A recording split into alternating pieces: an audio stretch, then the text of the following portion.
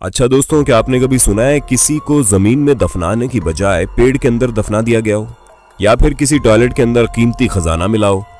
अगर दोस्तों आपने ऐसा कुछ नहीं सुना तो तैयार हो जाइए, क्योंकि आज की इस वीडियो में मैं यानी आपका होस्ट और दोस्त सैम आपके फेवरेट चैनल में आपको कुछ ऐसी चौंकाने वाली डिस्कवरीज के बारे में बताने वाला हूँ, जिनके बारे में सुनकर आप पक्का ये कहने पर मजबूर हो जाएंगे कि ओ माय गॉड, ये कैसे हो सकता है। लेकिन हाँ दोस्तों, अगर आपको वीडियो पसंद आए तो उसे लाइक करने में पीछे मत हटना, ताकि हम फ्यूचर में आपके लिए ऐसी ही इंटरेस्टिंग वीडियोस लाते रहें। The tree corpus. दोस्तों, चाहे आप दुनिया के किसी भी कोने में चले जाइए या फिर आप किसी भी धर्म के इंसान से क्यों ना पूछ लीजिए, सभी आपको एक ही जवाब देंगे। मृत्यु के बाद शरीर को या तो जला दिया जाता है या दफना दिया जाता है। लेकिन अब जो हम आपको बताने वाले हैं उसके बारे में सुनकर कोई भी दंग रह सकता है, क्योंकि दोस्तों आज से करीब 2200 साल पहले एक महिला की मृत्यु हुई, जिसका शरीर कहीं और नहीं बल्कि एक पेड़ के अंदर मिला। जी हाँ दोस्तों, आज से 2200 साल पहले मरी महिला का शरीर 2017 में एक पेड़ के अंदर मिला, जिसके साथ ही उसने कई सारे कीमती गहने भी पहन रखे थे, जिसे देखने से ऐसा लग रहा था कि महिला काफी ज्यादा धनी थी। उसके साथ ही दोस्तों, जब महिला के कंकाल की फोरेंसिक जांच की गई तो ये पता चला कि उसकी मौत बहुत ज्यादा मीठा खाने की वजह से हुई। अब ऐसे में सवाल उठता है कि आज से करीब 2200 साल पहले कोई महिला मीठा खाने से मर गई और उसे पेड़ के अंदर दफना दिया गया। ये किसी अजूबे से कम नहीं है, क्योंकि ये दोनों ही बातें चौंकाने वाली है, जिसका अभी तक वैज्ञानिकों को कुछ पता नहीं चला।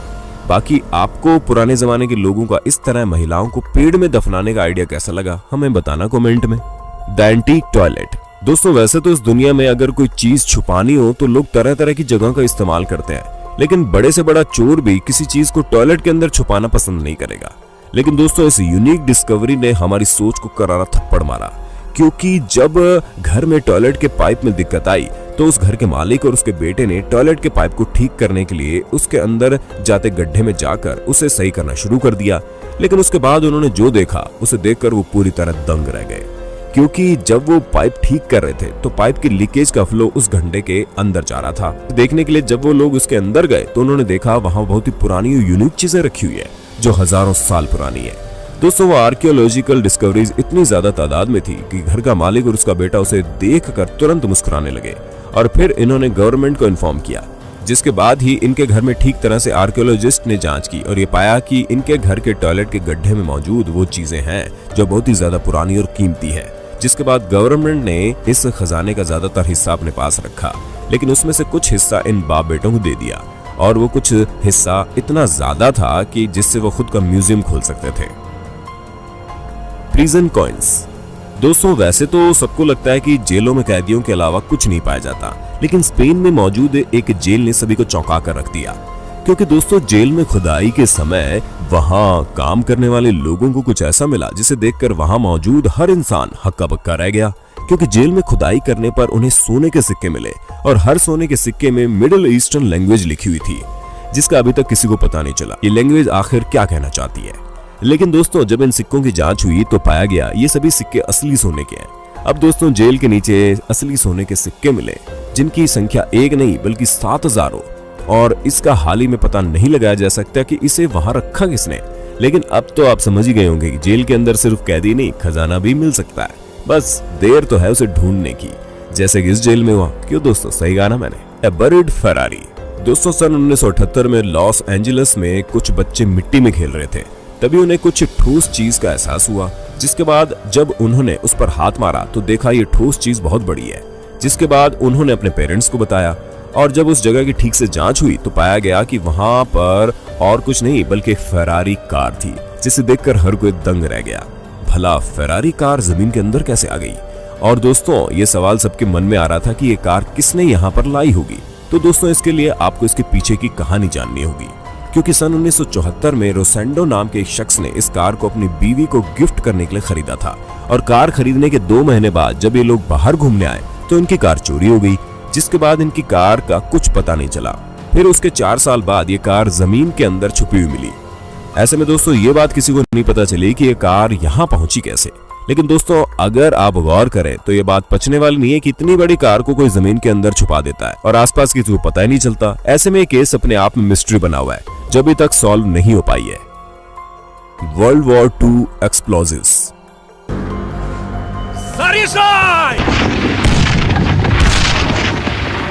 दोस्तों वैसे तो नदियों में नहाना खतरनाक होता है, लेकिन उसमें तरह तरह के पोल्यूटेड बैग्स और उसके साथ ही कई तरह की खतरनाक चीजें मौजूद होती हैं जो हमें नुकसान पहुंचा देती है। लेकिन दोस्तों ग्रैंड नदी में दो मछुआरों को जो मिला क्योंकि दोस्तों वहां कुछ और नहीं बल्कि वर्ल्ड वॉर 2 में इस्तेमाल किए जाने वाले विस्फोटक बम मिले। जी हाँ दोस्तों, ये वही बम है जो आपने कई फिल्मों में देखे होंगे, जिसमें लोग दांतों से बम के ऊपर लगी रिंग को निकालकर बम को एक्टिवेट कर देते हैं और उसके बाद उसे फेंक देते हैं। ठीक इसी प्रकार के बम वर्ल्ड वॉर 2 के दौरान इस्तेमाल हुए थे और वही बम इन दो मछुआरों को नदी के अंदर मिले। लेकिन दोस्तों इससे ज्यादा चौंकाने वाली बात ये थी कि जितने भी बम मिले सबके सब इनएक्टिव थे, यानी अगर गलती से किसी से बम के ऊपर मौजूद रिंग निकल जाती तो बम कभी भी फट सकता था और इससे न जाने कितने लोगों की मौत हो जाती, इसका तो अंदाजा भी नहीं लगाया जा सकता। इसी वजह से जैसे ही इस चीज के बारे में गवर्नमेंट को पता चला तो उन्होंने पूरी नदी की इन्वेस्टिगेशन कराई और जब तक पूरी नदी की जांच नहीं हो गई किसी को भी नदी के पास नहीं जाने दिया गया। Declaration of independence. दोस्तों अमेरिकन के लिए 4 जुलाई बहुत ही ज्यादा खास दिन है, क्योंकि 4 जुलाई 1776 को अमेरिका को ब्रिटिशर्स से आजादी मिली, जिसके बाद अमेरिका गर्व से कह सकता है कि वो अब आजाद देश है, जिसका पूरा प्रमाण एक पेज में प्रिंट कराया गया और जिसकी कॉपीज आपको आसानी से मिल जाएगी, क्योंकि बहुत से लोग इसकी कॉपी खरीद कर अपने घर में फ्रेम करा के रखते हैं। और ऐसे एक शख्स करना चाह रहा था जिसने अमेरिका की आजादी के प्रमाण की एक कॉपी खरीदी ताकि वो उसे फ्रेम करा कर रख सके। लेकिन दोस्तों जब वो उस पेपर को अपने घर ले गया तो उसने देखा उसमें लिखी चीजें बहुत पुरानी थी और वो बहुत ही ओरिजिनल तरीके से लिखी हुई दिखाई दे रही थी।